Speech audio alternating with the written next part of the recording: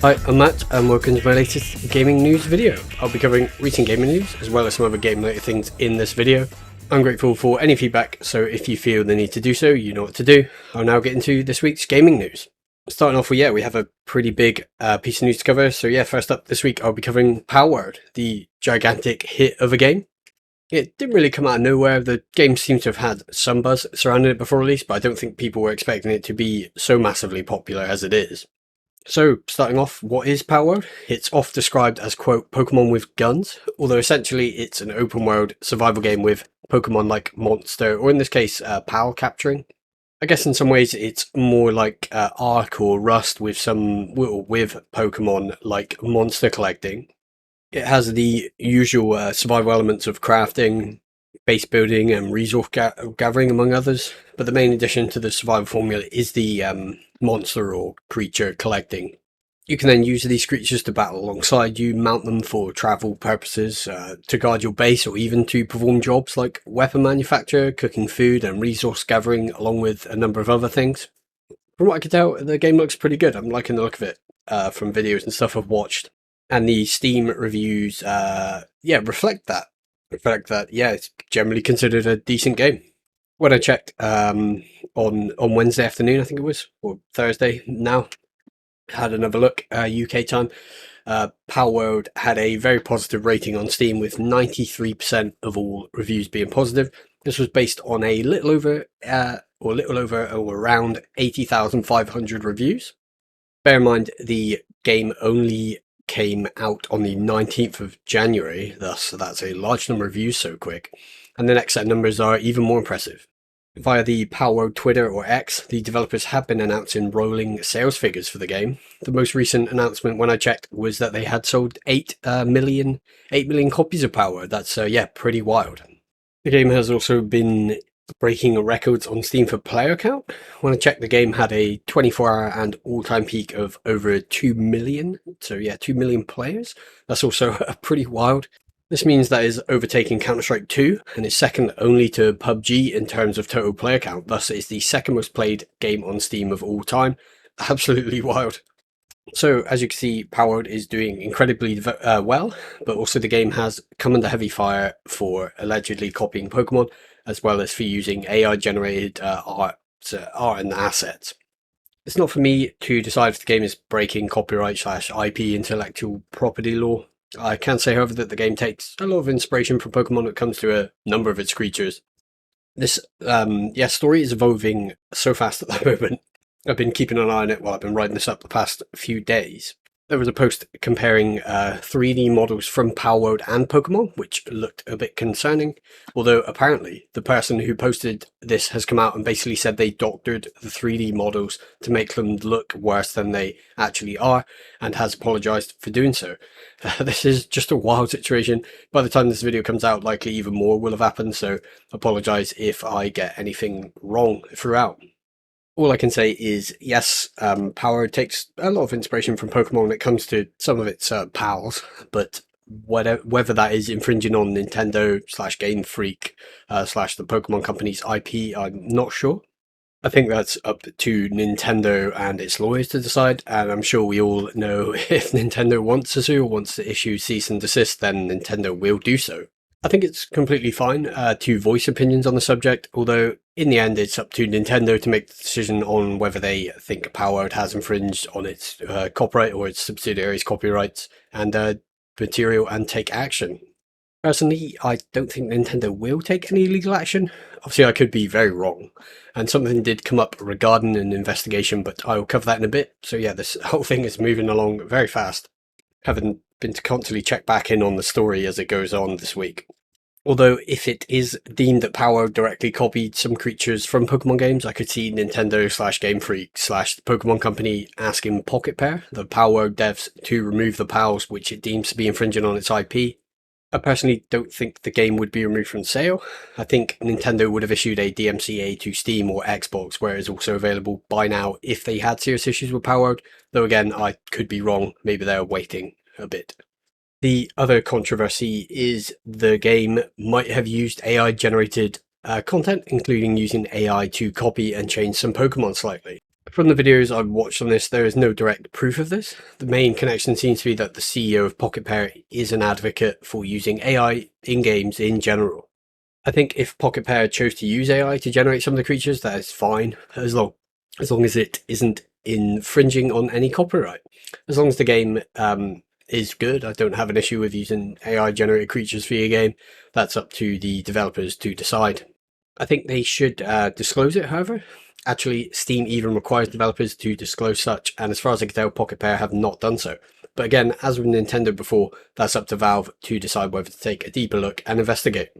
In conclusion then, from what I've seen of Palworld, it looks like a genuinely good game, and I do plan on getting it at some point. As with most early access titles I'm interested in, I will simply keep an eye on Palworld and likely buy it when it fully releases. As mentioned earlier, this is an ongoing thing, so I've actually another thing to cover quick, which just came up as I was going over the script, and I alluded to this earlier. The Pokemon Company has released a statement confirming that they are investigating Palworld. They said, quote, "We have received many inquiries regarding another company's game released in January 2024. We have not granted any permission for the use of Pokemon intellectual property or assets in that game. We intend to investigate and take appropriate measures to address any acts that infringe on the intellectual property rights related to the Pokemon." End quote there. So yeah, we will have to wait and see how that turns out and whether they make a decision to go further or not, whether them or the Nintendo decide to go further with it, and whether they deem it necessary to do so. I'm, obviously not sure, as I mentioned earlier. So that's it for my coverage of Palworld. And as I mentioned earlier, this story is changing so fast. I mentioned that a number of times, so if I got anything wrong, I apologise. There's just so much happening at the moment. And obviously all this stuff I've touched on is alleged, so we'll just wait and see how things turn out. Yeah, it's going to be an interesting time the next few months, I would imagine. So moving away from Palworld, next up we have two related stories to cover. The first of these being that it looks like The Witcher 4 could be entering production this year. So in 2024. To be honest, I already thought it was in production, but when I had a look, it is in pre-production apparently. I guess it could have started full production already, but I'm not sure. I've covered the upcoming Witcher games a few times maybe, but just a bit of info on them. CD Projekt Red are planning to release The Witcher 4, codename Orion, as the first of a new trilogy for the Witcher series. I believe they're also working on a remake of the first Witcher game. Not sure about the second one though, maybe that could come later. CD Projekt are also swapping over to Unreal Engine 5 for, I think, all of their upcoming games, so they're moving away from their in-house Red Engine, which was used for The Witcher 3 and Cyberpunk 2077. In May of 2023, CD Projekt Red confirmed that they had finished their research phase on The Witcher 4 and the game had begun its pre-production phase. Recently, Adam Badowski, who is joint CEO of CD Projekt Red, told Reuters that The Witcher 4 should hopefully enter production in 2024. Adam also said, quote, "We'd like to have around 400 people working on the project by the middle of the year."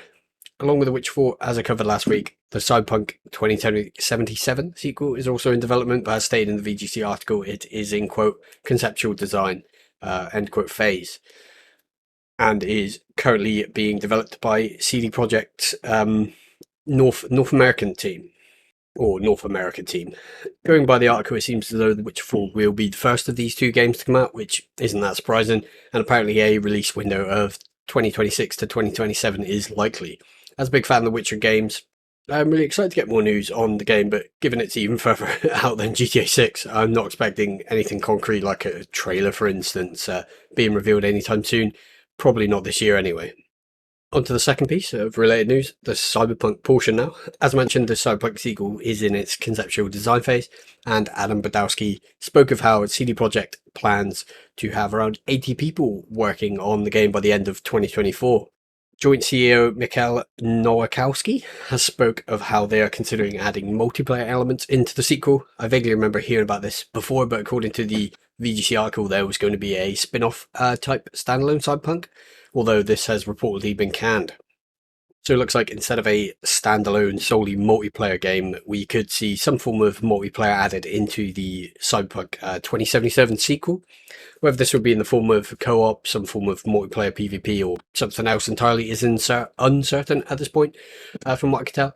I think if done right, this could work out well, though I certainly wouldn't want it to affect the single-player campaign or story, etc. One thing to note is that back in March of 2021, former CEO Adam Kaczynski, who is now CD Projekt's chief strategy officer, he said, quote, "Given our new systematic and agile approach, instead of primarily focusing on one big online experience or game, we're focused on bringing it online into all of our franchises one day. So we may see some form of multiplayer in the next Witcher game. Again, if done right, I think it would be okay, as long as it doesn't affect the single player and story content of the games. But yeah, obviously I would just rather they focus entirely on the single player, but yes, entirely up to them, but if they do it, they hopefully will do it well." Back to Nowakowski, he also said that CD Projekt has got a team working on ways to implement AI into game development. He said, quote, "We think that AI is something that can help improve certain processes in game production, but not replace people." There's also insistence from Adam Batowski that their upcoming games will avoid the same issues that plagued Cyberpunk on launch, and that they ostensibly have new production processes in place to avoid such a scenario. I certainly hope so. As with The Witcher 4, I'm very interested in getting more info on the next Cyberpunk, but it's even further out than the next Witcher, so again, we likely won't be getting many details anytime soon. Moving on, we have a rather bit of interesting bit of news, that being the reveal of the upcoming Indiana Jones game, Indiana Jones and the Great Circle. We'll have some footage going up of the game during this section. We already knew this game was in development. I think I covered it being so in a previous video, but now we actually have the full reveal and a release timeframe. Indiana Jones and the Great Circle is going to be an Xbox and PC game. Indiana will have Harrison Ford's likeness, although not his voice. He'll instead be voiced by the acclaimed Troy Baker. The events of the game will take place in 1937, between Raiders of the Lost Ark and The Last Crusade. It is going to be primarily a first-person game, although there will be third-person sections included in cutscenes and when certain actions are taken, like climbing, rappelling, and among other things. The Great Circle is being developed by Machine Games, who are mostly known for their more recent Wolfenstein games, like New Order and The New Colossus, in addition to others, and the game is being published by Bethesda. And that's the event that was shown off recently at the Xbox Bethesda publisher event. From what I've seen, it looks good to me. Kind of surprised it isn't a third-person game akin to Tomb Raider or Uncharted. I guess Machine Games is more known for their first-person Wolfenstein games, so maybe I shouldn't be surprised it's an FPS. Nonetheless, it does look good to me, at least from what was shown. I like the 1930s Tomb Raider / treasure hunter aesthetic, and from what I saw, all the environments look great. As you will be travelling around the world, there'll be many different environments and locales, including the Vatican, Egypt, Thai jungles, and the Himalayas, or Himalayas, however you pronounce it, among, I suspect, others. Quite interesting seeing how the mountainous Himalayas section of the game end up looking, as well as the jungles. I really like those type of environments in the last two Tomb Raider games, so it would be cool to experience them in this game. I'm also quite fond of desert environments, and what they showed of those looked nice. It looks like the game will be being made in the id Tech 7 engine, the same engine used for Doom Eternal. So along with being easy on the eyes, it will likely run rather well too, I would imagine. So yeah, this review has piqued my interest. It's looking good to me. Hopefully it ends up being much better than the last Wolfenstein game, Youngblood. As for release date, the developers have said that Indiana Jones and the Grey Circle is going to release later this year. And as I mentioned, it will be coming to Xbox Series consoles and PC. So I guess no PlayStation, as it's a Bethesda published title, and Bethesda is now owned by Xbox / Microsoft. It's also worth noting that it will be available via Game Pass, I assume day one. I think I will be giving it a go with Game Pass, at least that way. If I don't enjoy it, I didn't pay full price for it. But yeah, anyway, the game looks alright from what I've seen, and just have to wait and see how it received when it releases. Next up, some Final Fantasy related news. I recently covered a news piece on rumours that an Xbox exclusive may be coming to PlayStation systems, and now I have rumours that a PlayStation game may be coming to Xbox, specifically Final Fantasy XVI. The game has been a PS5 exclusive since it released back in June last year. The rumours suggest we may be getting an Xbox port at some point in the future. A PC port of the game is likely in development at the moment, as the PS5 exclusivity deal has seemingly ended, and following the PC port, we may see the game get an Xbox port, which would be great for fans of the long-running franchise who own an Xbox Series console. According to Shepshol, Nick, who I brought up last week, as they had mentioned that the unannounced Halo Battle Royale game was cancelled, a source leaked to him that Final Fantasy XVI will be ported to Xbox Series consoles, the X and S. Final Fantasy 16. I got the DM and they were like, if you want something for the rumor mill, Final Fantasy 16 is getting an Xbox port. And I'm like, I don't want to touch that. I don't want to touch that.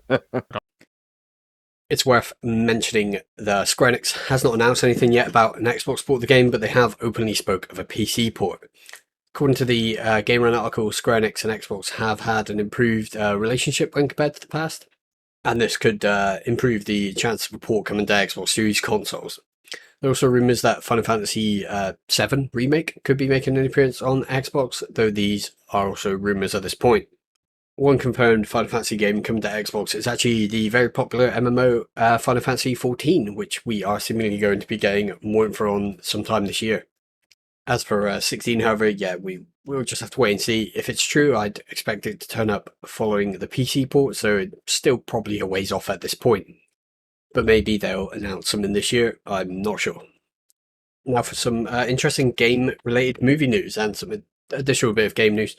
This is not something I would usually cover, but it is related to a game I really like. I thought I'd cover it.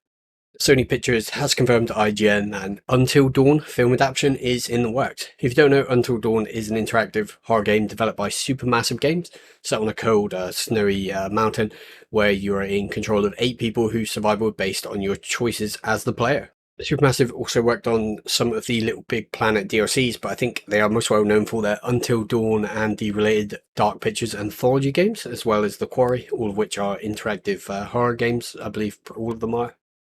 Until Dawn is a PS4 exclusive and one that was fairly well received. I first came across the game watching it being played through by the Scary Game Squad on YouTuber Jesse Cox's channel, and really enjoyed watching them play through it. I'm not usually into watching a game being played all the way through, but the Scary Game Squad videos of Until Dawn are amazing.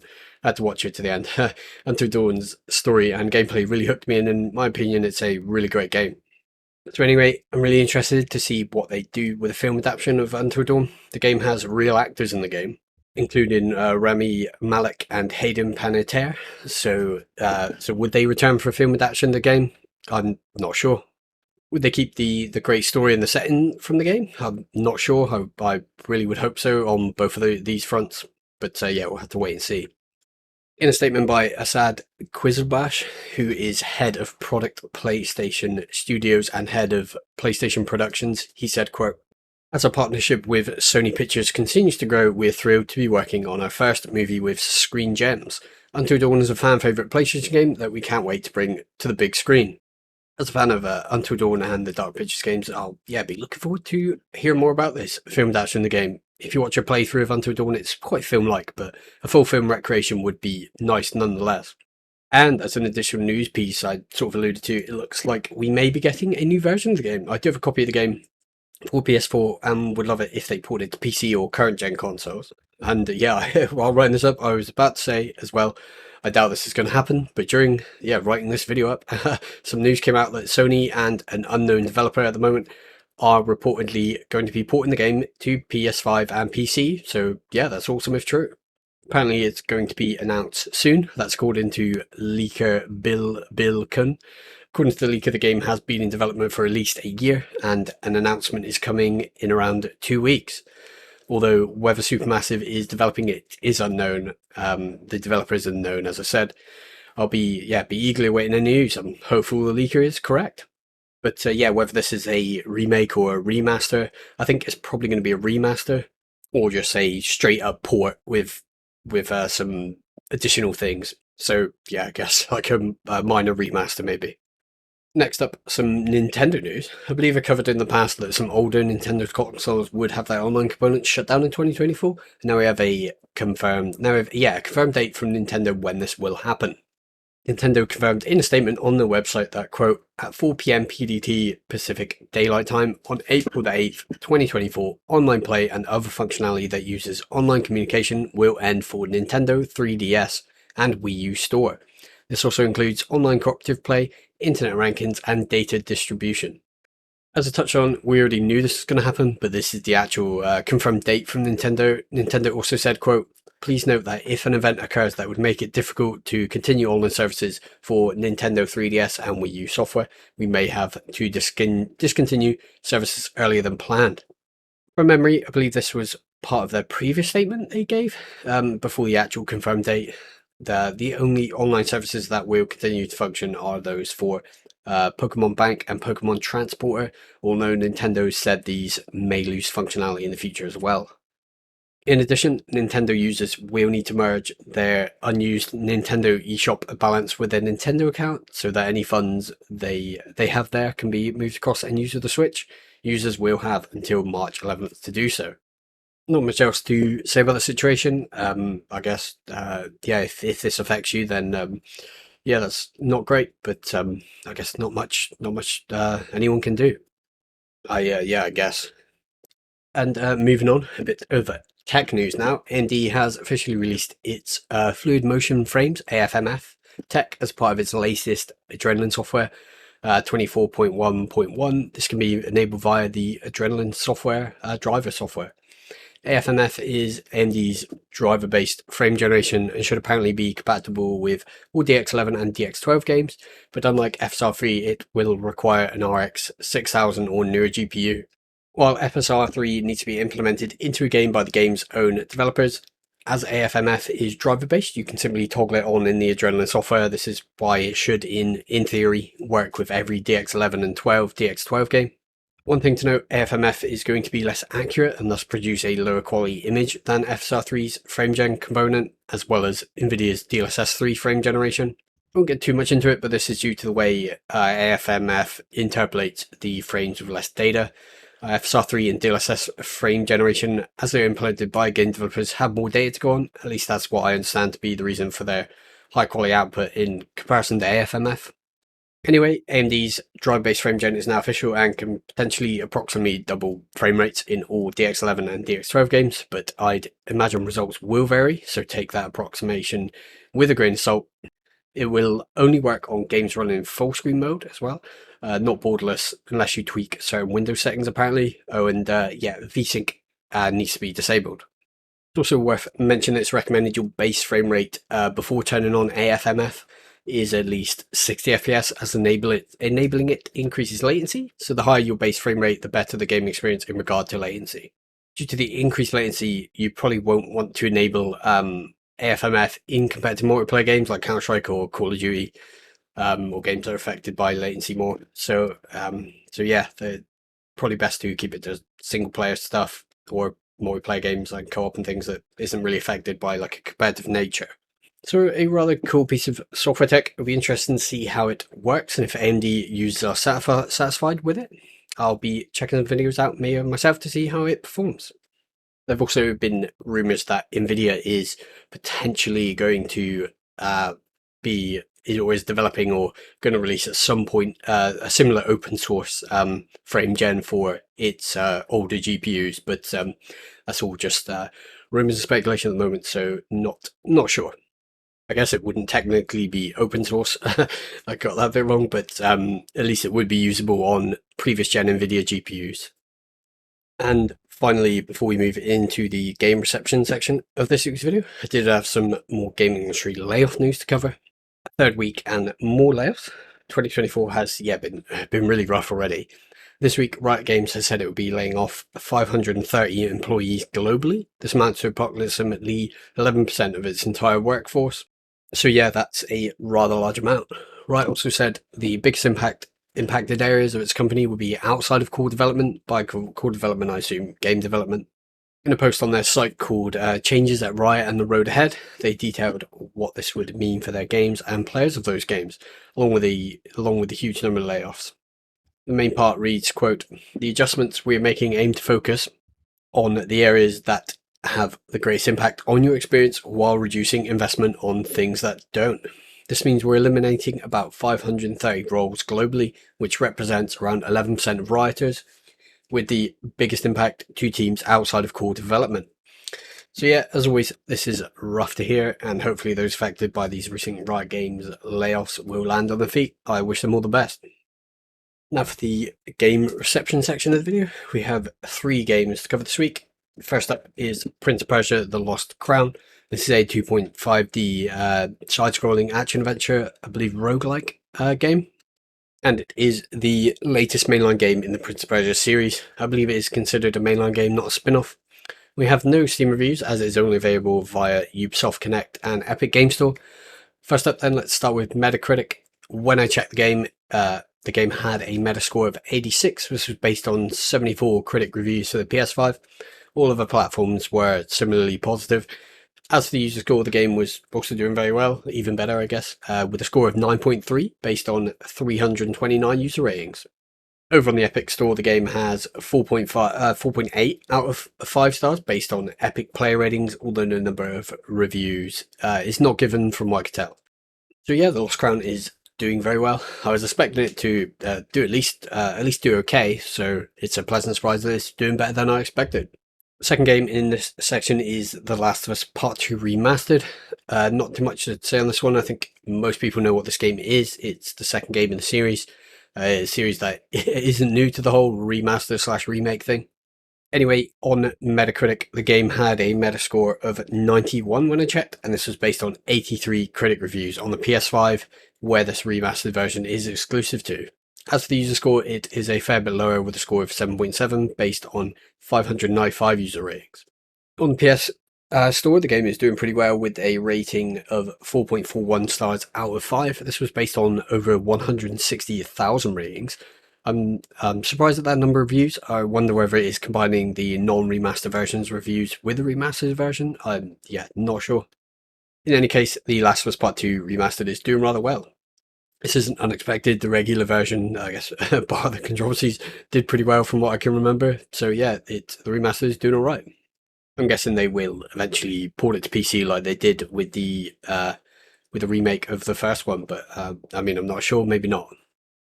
And the final game to cover in the gaming reception section is New Cycle. New Cycle is a post-apocalyptic city builder / colony sim. When I originally saw the game, I was quite interested in it. It looks quite good. On Steam, when I took a look, New Cycle has a mostly positive rating with 76% of all reviews being positive. This was based on almost 590 user reviews. I also checked Metacritic, though given the game is in early access and is quite new, I wasn't expecting to see much, although outlet CG Magazine gave it an 80. So New Cycle is doing fairly well. I'll likely take another look at it myself when it is fully released. Moving into the upcoming game section of the video now, we have a fair few games to cover this week, so let's get right into it. First up this week is Chronique de Silencieux. I may have pronounced that wrong, but it should have a title card detail in the name. This is an isometric point-and-click detective game set in 1970s southern France. The game looks quite interesting and has a rather unique style. The description for the game reads, quote, set in 1970s southern France, you play a rookie private eye tasked to dig out the secrets of a stubborn old man. Think on your feet while you follow your leads, ask questions to detect their lies, hypothesize why, and finally confront the silent ones running from their past. I don't see many point-and-click detective adventures that much, but this one stood out to me. Definitely check it out if you're interested in detective/puzzle games. Art design-wise, it has a very unique, stylized look. It is rather pleasant to look at. Kind of reminds me of a game I played called The Yog, which is quite a short game, but quite enjoyable. Not usually my type of game, but I liked it. Anyway, Chronique de Silencieux is releasing onto Steam on the 29th of January. It's coming solely to PC. There's also a demo of the game available on Steam. Next up we have Corsair's Legacy. This game is a pirate action RPG. Kind of reminds me of Blood and Gold Caribbean, but with higher fidelity and with more depth to the gameplay. The description on Steam reads, quote, get ready for Corsair's Legacy. It's an adventure in the Caribbean, the historical pirate life simulator. Sail the sea, engage in naval battles, and explore islands. Will you rise to become a legendary pirate, or meet your end at the hands of your enemies? The choice is yours in Corsair's Legacy. This would be an early access title at first, but from what I've seen gameplay-wise, it's looking quite good. It has land as well as naval combat, as you'd expect. I'll be keeping an eye on this game, as I would like to get into a pirate game at some point. We also have Skull and Bones coming out soonish, so it'll be interesting to see how they both compare. I would imagine the latter being more polished, but you never know, given Ubisoft's track record of late. Anyway, graphics-wise, as a realistic style, not much else to say on that, other than it looks fine to me. Corsairs Legacy is releasing into early access on the 30th of January and is coming solely to PC via Steam. There's also a demo for the game. I've heard some mentions it may get a console release later, but I can't find any confirmation of that. The third upcoming game is Speed Crew. This is a simulation / strategy management game where you're in control of a racing car pit crew. Actually looks quite interesting and has a premise you don't see often. Description of the game reads, quote, arrange a pit crew of 1 to 4 members and amidst total chaos, secure the gold in 4 decades of racing championships against the mighty Dominion Torrento. Retro vibes and buckets of stress blend in this friendship testing party game where you fix stylish sports cars in both local and online co-op. This isn't generally my type of game. I'm more into the actual racing, although Speed Crew does have me more interested in trying a racing management game. If you're into racing management games, especially those that are more light-hearted, I recommend taking a look at this game. Graphically, it has a sort of casual 3D cartoon style look, kind of. It's quite nice and it fits the more light-hearted and humorous vibe of the game. Speed Crew is releasing on the 31st of January. It's coming to PC, Xbox Series X and S, Xbox One, PS5 and 4. And it's another game with a demo on Steam. Moving on, next we have Jujutsu Kaisen Curse Clash, which is a 3D anime fighter. From what I researched, this game is based on the Japanese manga series of the same name, Jujutsu Kaisen. The game description reads, quote, master the Jujutsu of your favourite sorcerers and cursed spirits, bring a friend and dive into the world of Jujutsu Kaisen in this action-packed 2-on-2 fighting game. I haven't really watched any anime or read any manga, so I really have no clue about the series this game's based on. I just thought the game looked interesting. It does look very action-packed, as a lot of these games do. I'm sure fans of the source material will find this game appealing, and I have noticed the like ratio has been very high for the trailers, so it seems to be something a lot of people want, or at least interested in. Graphically, it's got an anime aesthetic, so not really surprising, and it does look quite nice art direction-wise. Jujutsu Kaisen Curse Clash is releasing on the 1st of February and is coming to pretty much all platforms from what I can tell. So PC, Xbox Series, consoles, Xbox One, PS5, 4, and the Nintendo Switch. Next we have Grand Blue Fantasy Relink. This game is a fantasy action RPG with a very nice looking art style. It kind of reminds me of a more realistic looking Dragon Quest, which are also visually appealing games. The game's description reads, quote, a grand adventure in the skies awaits. Form a party of 4 from a diverse roster of Scarfarers and slash or shoot or hex your way to victory against treacherous foes in this action RPG. Take on quests solo or with the help of others in up to 4-player co-op play. The game has also given me some Shadow of the Colossus and Souls-like vibes, as boss fights seem to be quite prominent from what I've seen, and the combat does look rather cool. I've always been interested in these fantasy RPGs, but never have I tried one. Might have a look into this and the and Dragon Quest a bit more, and maybe give one a go. I quite like the look of some of the Dragon Quest games. Those are the only ones I've actually looked at, but yeah. As mentioned briefly, the game looks pretty good and art and style wise, and has a sort of realistic 3D anime look to it, but with cartoon-like styling. Yeah, it's very nice. Grand Blue Fantasy Relink is releasing on the 1st of February and is coming to PC as well as PS5 and 4. Next up, we had a rather big release and one I covered last week as main news topic. The game in question is Suicide Squad Kill the Justice League. The game has been getting quite a bit of negative feedback. If you're interested in that side of things, check my previous gaming news video out. Anyway, if you're into DC, then you probably already know what this game entails, but I'll go over it in brief just in case. The game's Steam description reads, quote, from the creators of Batman Arkham, Suicide Squad Kill the Justice League is a genre-defying third-person action shooter where the ultimate band of misfits must do the impossible, kill the Justice League. Yes, so this is a game from Rocksteady, the creators of the acclaimed Batman Arkham games. I think, as with many others, I would have rather seen Rocksteady focus on another single-player game rather than a live service game, but this is what we got. Not really too much else to say with this one. This is my type of game. If you're into live service shooters, you may enjoy this. If not, maybe wait for it to go on sale and just pick it up to play through the story and the single player content. Suicide Squad Kill the Justice League is releasing on the 2nd of February and is coming to PC, Xbox Series X and S and PS5. I'm going to be waiting reviews for this one, as I'm wondering whether it will be a good game or just another live service flop. And the final game in today's upcoming section is Persona 3 Reload. This is a remake of the 2006 game Persona 3. I've not played any of the Persona games, but from what I can tell, Persona 3 is held in high regard. Persona 3 Reload is an RPG with social simulation strategy gameplay. Steam description reads, quote, "Dive into the dark hour and awaken the depths of your heart. Persona 3 Reload is a captivating reimagining of the genre-defining RPG, reborn for the modern era, with cutting-edge graphics and gameplay." I hear a lot of good things about the Persona games, so kind of like I hear a lot of good things about the Yakuza, like a Dragon games. So anyway, hopefully this remake of Persona 3 will continue that trend. On the outside looking in, the Persona games seem interesting and do have me intrigued. Maybe I'll try one someday. Anyway, from what I can tell, Persona 3 Reload, as with the other Persona games, is a rather deep RPG with a heavy story focus and has a lot of social elements. Graphically, the game has a 3D anime art style with a unique stylized look. The game's overall aesthetic looks rather good, including the 2D elements. Persona 3 Reload is releasing on the 2nd of February and is coming to PC, Xbox Series X and S, Xbox One, PS5 and PS4.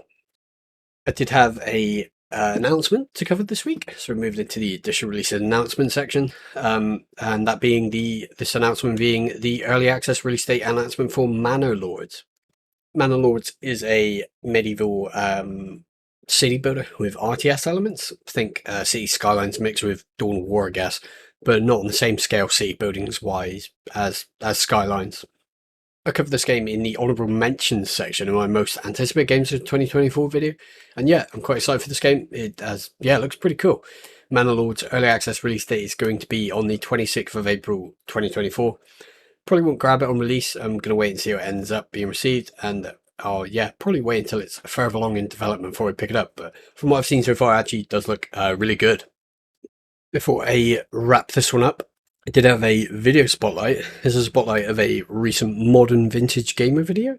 This is a spotlight of a recent modern vintage gamer video, a channel I've spotlit before.